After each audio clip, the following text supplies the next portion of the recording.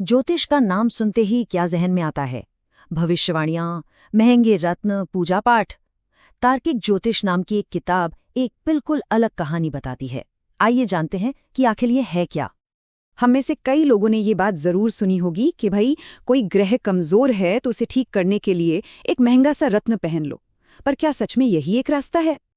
पर यह किताब एक बिल्कुल अलग रास्ता सुझाती है। एक ऐसा रास्ता जो हमारी जेब पर भारी नहीं पड़ता, बल्कि हमारी आदतों और हमारे आत्म सुधार पर फोकस करता है। तो इस सफर में हम ज्योतिष के पीछे के तर्क को समझेंगे, रत्नों के बाजार की सच्चाई जानेंगे और देखेंगे कि कैसे ज्योतिष भविष्य बताने वाले किसी क्रिस्टल बॉल से कहीं ज्यादा गहरी चीज है। तो चलिए सबसे पहले पड़ाव पर चलते हैं। ज्योतिष की दो अलग अलग दुनियाएं। एक दुनिया जो डर और खर्च पर चलती है और दूसरी जो तर्क और आत्म जागरूकता पर आधारित है। अब देखिए, यहाँ पर दो रास्ते एकदम साफ हैं।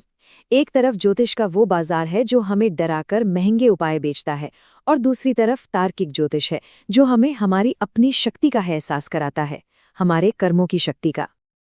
अब आते हैं उस चीज पर जो ज्योतिष का सबसे बड़ा बाजार है, रत्न। किताब इस बारे में कुछ बहुत ही चौंकाने वाली बातें बताती है। लेखक विपुल जोशी यहाँ एक बहुत सीधी बात कहते हैं। वो कहते हैं, कोई रत्न सिद्ध करके देंगे जिसकी कीमत ज्यादा होगी, मुझे इससे बड़ी झूठी बात कोई नहीं लगती। उनका तर्क बहुत सरल है। सच्ची सिद्धि की कोई कीमत नहीं हो सकती। एक सिद्ध व्यक्ति तो एक धागे को भी ऊर्जावान बना सकता है, और वो इसके लिए पैसे नहीं मांगेगा। तो सवाल ये है कि अगर रत्न नहीं तो फिर क्या? किताब हमें प्रैक्टिकल विकल्प देती है जो बिल्कुल मुफ्त हैं। सूर्य के लिए माणिक खरीदने के बजाय सूर्योदय पर उठें। शनि के लिए नीलम पर पैसा खर्च करने के बजाय जो जरूरतमंद हैं उनका सम्मान करें। ये है असली उपाय। तो मतलब साफ है, समाधान बाहर की महंगी चीजों में नहीं है, बल्कि हमारे अंदर और हमारी रोज की आदतों में है। यही सात्विक और तार्किक मार्ग है।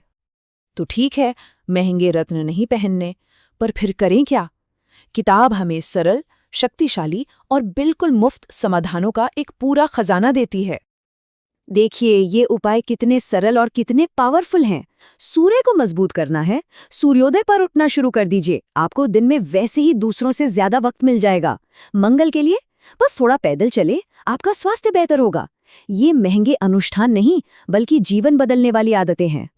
और यहाँ कोई जादू टोना नहीं हो रहा है, ये प्योर लॉजिक है। ये उपाय असल में जीवन जीने के बेहतर तरीके हैं। ये सेहत, दिमाग और रिश्तों को बेहतर बनाते हैं। इससे फर्क नहीं पड़ता कि कुंडली में क्या लिखा है। अब हम आते हैं इस किताब के सबसे पावरफुल, सबसे जरूरी आइडिया पर, कि हमारा भाग्य हमारी कुंडली से ज्यादा हमारे कर्मों पर निर्भर करता है। ये विचार कितना गहरा है, जरा सोच कर देखिए। एक ही अस्पताल में एक ही मिनट पर दो बच्चे पैदा होते हैं, एक अमीर घर में और एक गरीब। क्या उनकी किस्मत एक जैसी होगी? बिल्कुल नहीं।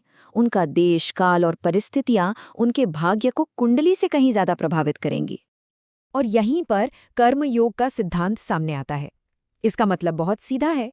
आपके कर्म किसी भी ज्योतिषीय योग से ज्यादा शक्तिशाली हैं। आपकी कुंडली एक स्टार्टिंग पॉइंट हो सकती है, लेकिन आपके कर्म ही आपकी मंजिल तय करते हैं। इसे एक और एग्जाम्पल से समझते हैं। मान लीजिए 12 सरकारी नौकरियों के लिए 12 लाख लोग अप्लाई करते हैं, तो क्या सिर्फ अच्छी कुंडली वाले 12 लोगों को नौकरी मिलेगी?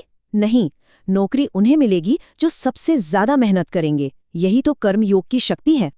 तो अगर ज्योतिष भविष्य बताने वाला कोई क्रिस्टल बॉल नहीं है, तो फिर ये है क्या? किताब के अनुसार इसका असली मकसद कुछ और ही गहरा है।